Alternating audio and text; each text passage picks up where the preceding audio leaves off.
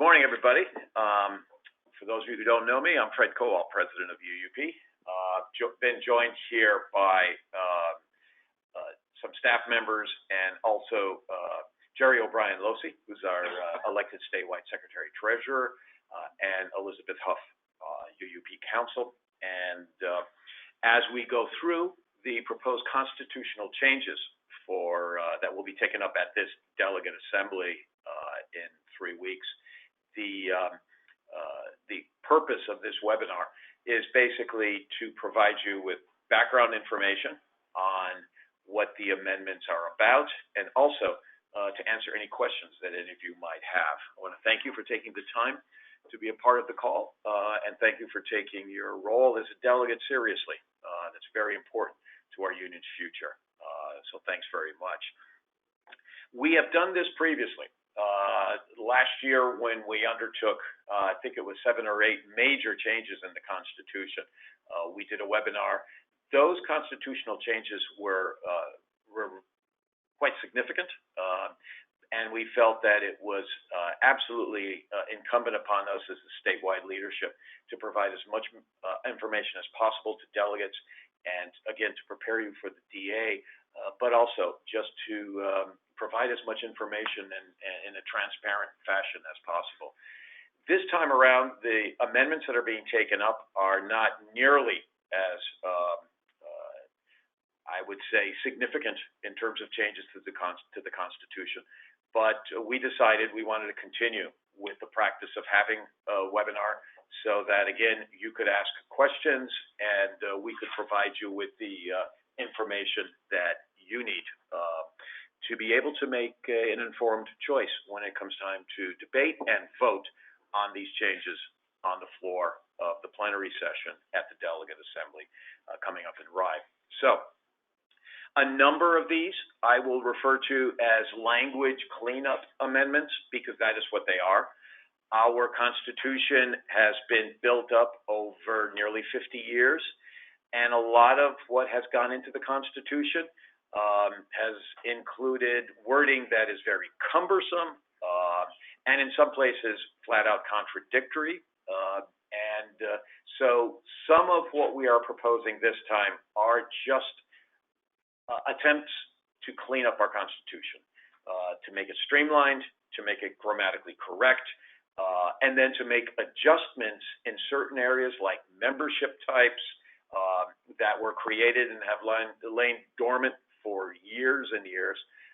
And then there are a couple of amendments that do mark pretty significant changes in the Constitution. And that's where I will spend most of my time and emphasis. And again, any questions you might have, please bring them forward. We have muted all of your phones so that there isn't any background noise. But as we go along, there's a means by which you can ask your questions, and we will turn to them after each amendment. If you feel I'm moving too quickly through some, please let us know, and I'll slow down.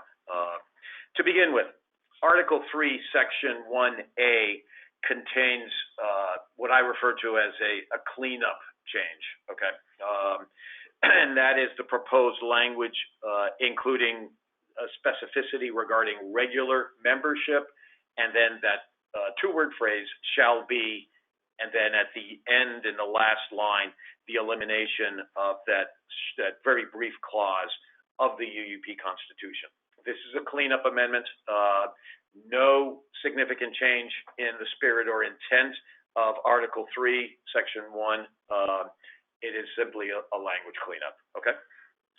Let us move to Article 3, Section 1B and Section 1E. Here we have much more significant changes, plural. One is to clean up problems that have existed because of multiple types of membership that were created for different reasons and yet created a situation where it was almost impossible for our statewide exec board or chapter leaders, let alone the president of UUP, to determine exactly what some of these memberships were meant to achieve. And to be honest, a number of the categories never had any members. So the purpose became more and more vague and created a constitution, as I said, that was cumbersome and at times contradictory.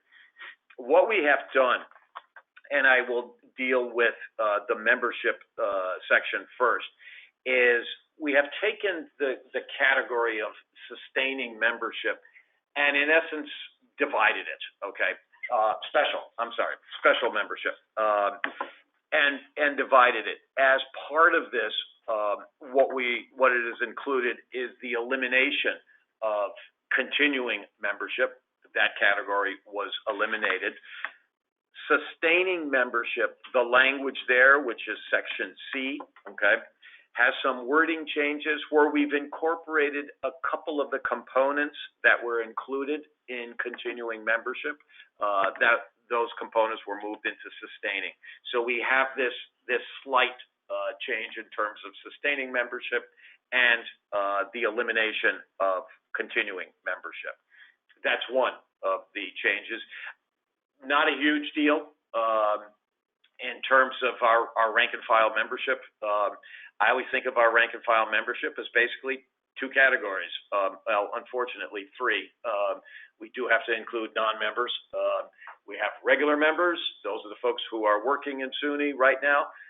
And then we have retired members. And in that third category, those folks that we are trying to convert to members.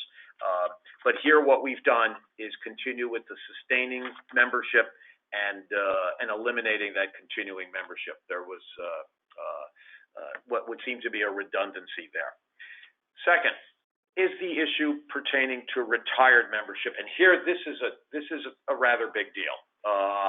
And I would say of all the changes that we're making in the Constitution, this is the biggest one that the Executive Board has proposed and the delegates will take up in 3 weeks. What we have had to deal with post-Janus is what to do about those individuals that I refer to as deathbed conversions. People who decide they want to join UUP at the last moment of their employment in SUNY so that they can take advantage of benefits that come their way if they have been part of the union, retire, and then maintain their membership as a retired member. A lot of discussion about, how much of a commitment someone has to make to our union prior to retirement in order then to be eligible to be considered a retired member of UUP. The discussion went back and forth, and what you have before you is the recommendation that comes from the board of the executive board of UUP. To begin with, there are basically 3 hurdles that can be cleared in order to be eligible for retired membership. And the way to think about this is, as long as you can clear the lowest hurdle, you're eligible.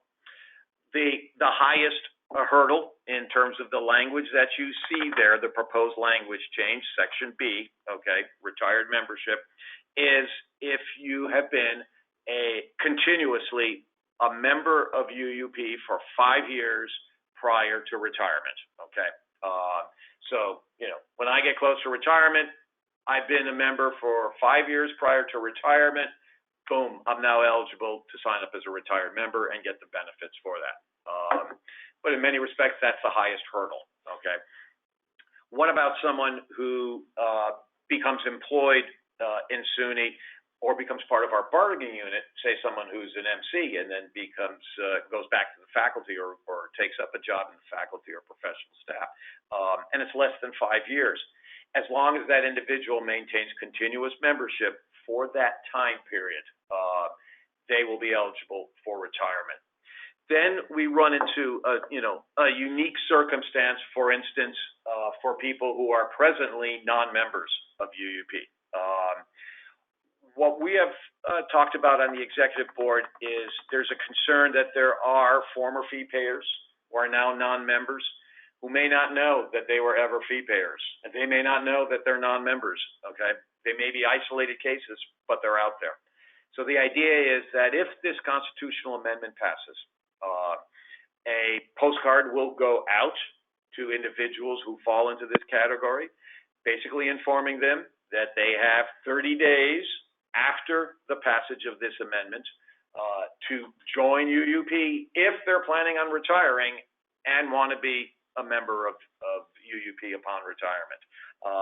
So there is this last category of requiring those who, in essence have had a chance, but now we're saying, okay, you've now got 30 days.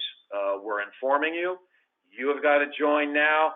You're planning on retiring soon. You have to do it at this point, and then stay a continuing member until the point of retirement. It's an attempt. This constitutional change is intended to, make those who want to retire and take advantage of the benefits of retirement, force them to have a commitment, minimal though it may be, to our union. It is, quite frankly, an attempt to eliminate or restrict as much as possible those deathbed conversions, which in many respects are just a variation on the theme of a free rider. I want to be a retired member, get the benefits, so I'll join as late as possible. Well, now there are some restrictions on that, okay? So those are the major membership changes contained in Article 3, Section 1B and Section 1E. Jerry, did you want to add something to that? Are you ready for me to unmic for questions? Yes, absolutely, yeah. So we're going to unmute your mics, so if anybody has a question, please go ahead. Fred, it's Charlie McAteer. Hi, Charlie, how you doing? Just a quick one on this. When it goes to the floor, it cannot be increased, meaning it can't go to 6 or 7 or some other number, but it could go less than 5 if a proposal was made, correct? That on is the floor. Correct. Okay, thank you. On the floor, the only relevant amendment to the time period of the minimum of 5 continuous years, you're correct. The only amendment would be to reduce the number of years, not to increase. That is correct. Thank you. Because that would change, for everyone, that would change the scope and intent of the amendment under Robert's rules, which governs our deliberations. Thanks for asking that question, Charlie. That's an important one for folks. They need to know going into the DA. Other questions?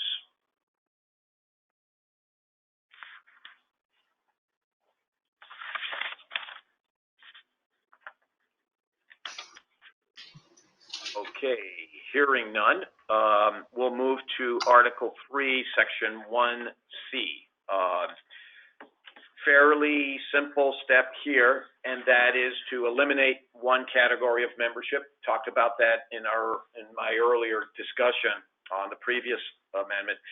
One of the categories that actually, as we have come to understand, was added simply because NYSET has a associate membership category.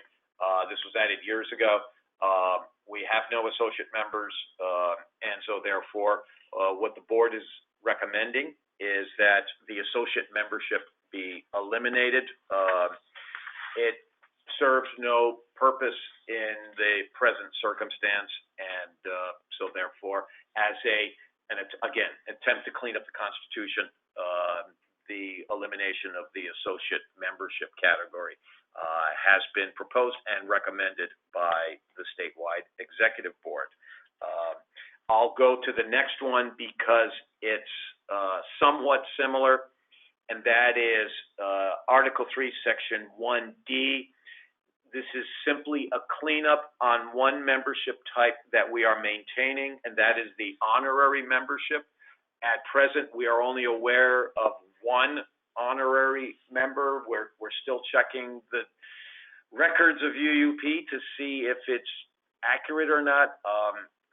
One of the individuals on the call yesterday indicated that Tom Hobart, the former president of NYSET, was granted an associate membership, honorary membership of UUP. We're checking into that. This is someone who is obviously outside of our bargaining unit, but someone who we wish to recognize in whatever way that the union would like to, executive board or the delegate assembly, as stipulated therein. Any questions on those two, the associate membership being eliminated, the honorary membership just being cleaned up in terms of the language? The grammar was poor there.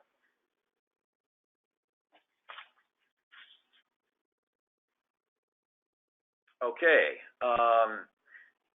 Article 3, Section 3A. This is a necessary cleanup because of the way that our membership application presently operates. And so the relevant section, which is Section A, is simply eliminating the phrase accompanied by a dues payment. Okay. Jerry? Oh, I'm sorry. We had a question about the honoraries. Okay. If to such persons is eliminated, it's grammatically incorrect. To whom or what will the honorary be granted? I'm going to turn, find a button here. Hold on. Hold on, Henry. It would be for the purposes of this union. And that can be made. It's just granted. That can be made for. Does Henry do you want to ask that question? Because I've unmuted the mic. Yeah, so for everybody, there's a question on the language, a proposed language change on honorary membership.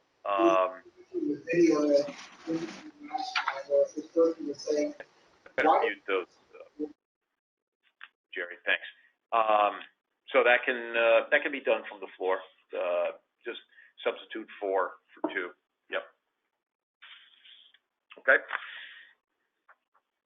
Next, Article 3, Section 4B2. For quite some time, we have had a committee on active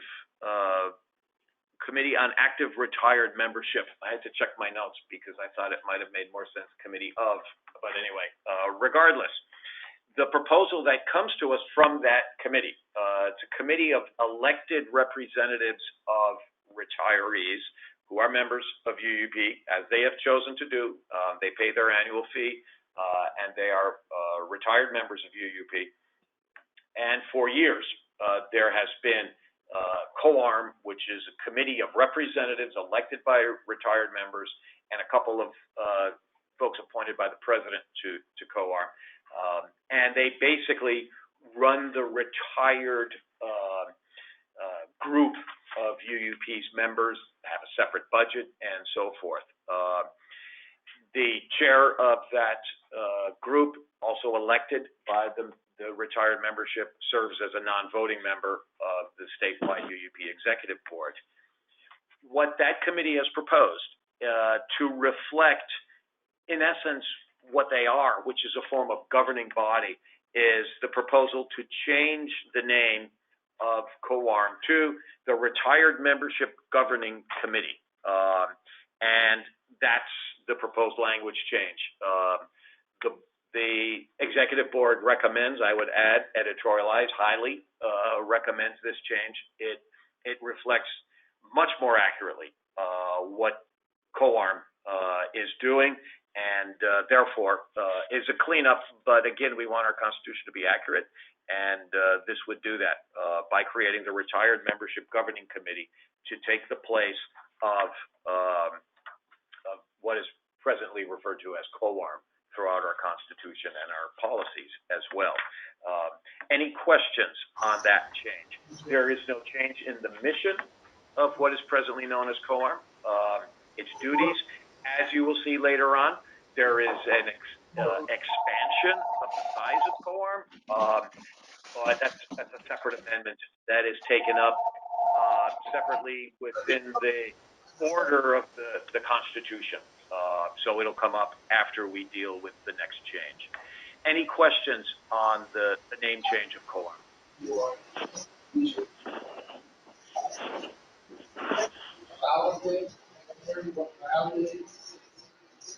Yes, by the number. No questions? As a. Should that be muted? That's true. Wait, there's a chat box that came up. Okay, let's see. Oh, it was just a thank you for a question. Okay, all right. Thank you for thanking me. We've got, chat boxes that open up every now and then, so we just want to check, make sure no one's got a question. Let's move to Article 3, Section 4B3, 4B4, 4B5, 4B6. This is a language cleanup because, and this would only be taken up if, for instance, the associate and continuing membership categories are eliminated. If those constitutional amendments pass, then we take this one up, which would adjust the language on dues. Obviously, if there's no associate membership, there's no continuing membership, then there can be no reference to dues, whether they exist or not. That's all that this amendment does. It is a cleanup amendment following on the elimination of those membership types if it happens during the plenary, okay? More substantially, I was mistaken there. Article 4, Section 5, this is, again, a cleanup that will only be taken up if we change the name of COARM to the Retired Membership Governing Committee. If we do that, then this language has to be changed as well.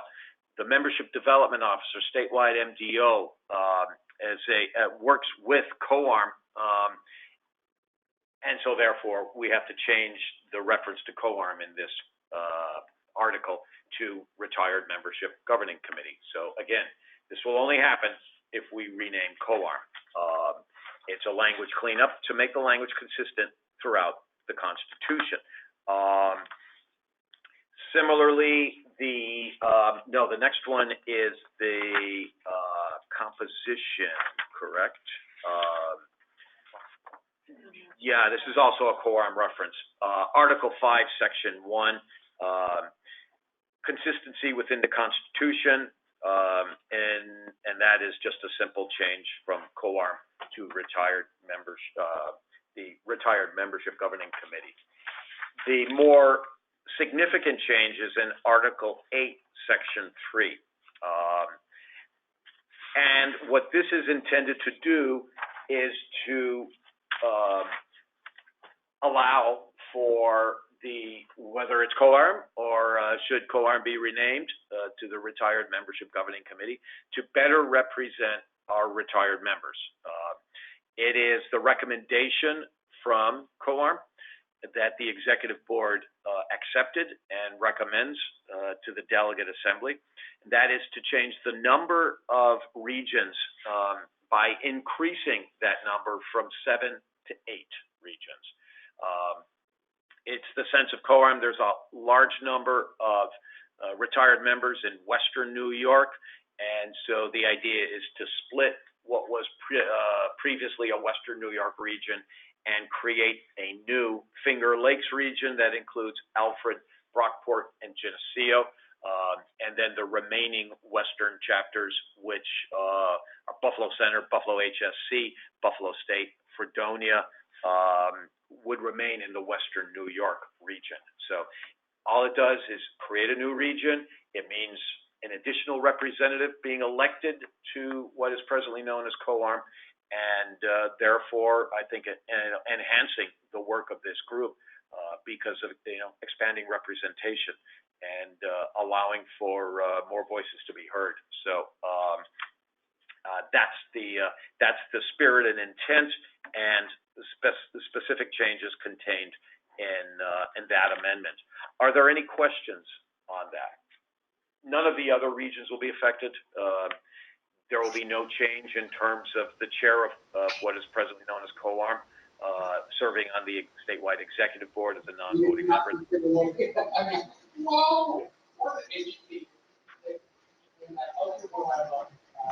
Okay, go ahead. Just an update in the language that references downstate medical center to change to their new name, downstate. Okay, Thanks. thanks, Henry.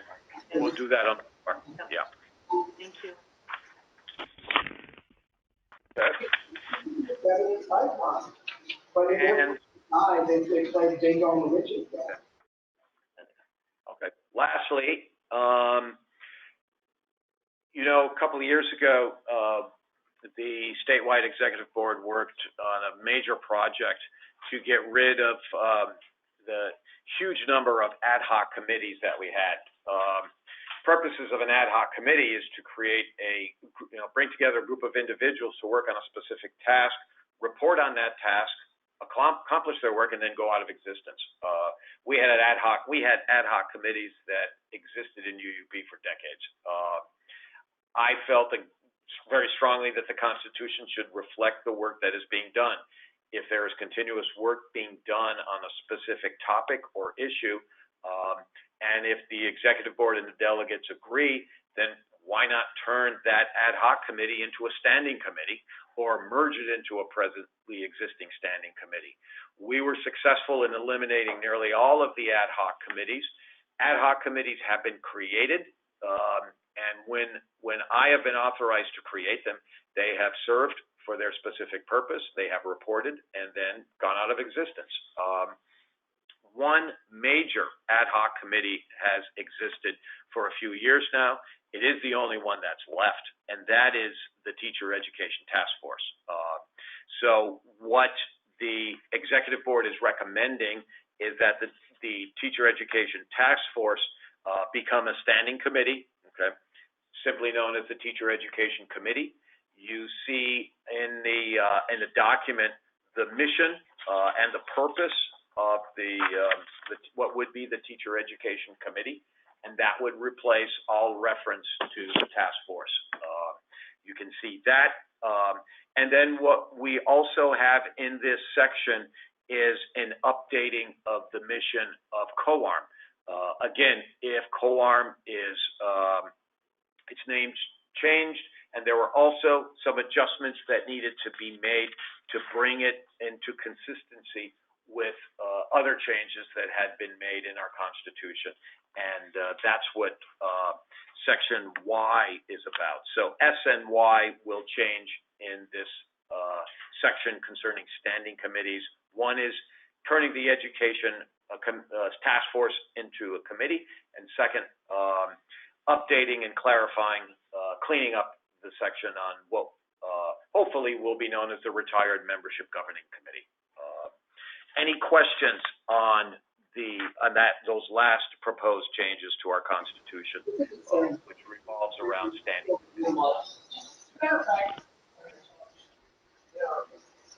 That as this gradually implodes like all the other efforts, they've already got the next one. So, yeah, it's just I don't know.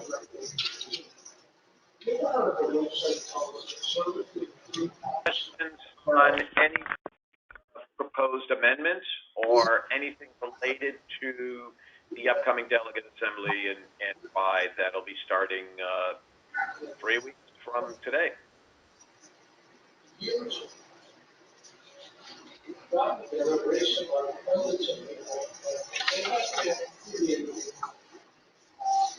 If you do have any questions, or as you look at these, or as we approach the delegate assembly, we get closer to the start of it, don't hesitate to call 1-800-342-4206 or drop an email to Jerry O'Brien Losi or to me. Jerry has her hand up here in the room, so we must have a question. I know. Someone had asked for an after-hours webinar, and we are currently recording this so that we will be able to send it out to chapter leadership so that they can make sure that delegates have an opportunity to view what we've done here today. Okay, great. Thank you. Sidney Powell, who is the new attorney for Texas, would like to play. Nothing? All right. Seeing no questions popping up and hearing none, again, I want to thank you for joining the call. and for the questions and for your commitment to your union, for taking the time to be a part of this webinar. And I look forward to seeing you all in Rye in just a few weeks for our next, our fall delegate assembly. So thanks very much, and have a good weekend. Take care, everybody.